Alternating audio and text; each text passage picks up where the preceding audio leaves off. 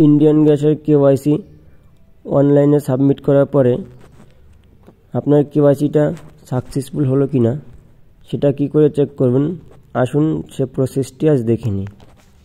সবার আগে Indian oil one এই অ্যাপটিকে ওপেন করে নিতে হবে। এরপরে আপনার অ্যাকাউন্টটি লগ ইন করে নিতে হবে। দেখুন উপরে বাঁদিকে 3 ডট,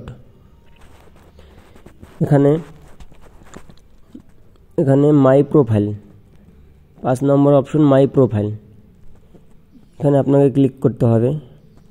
দেখতে পাচ্ছেন আমার ইন্টারফেসটি, আমার প্রোফাইলটি চলে এসছে।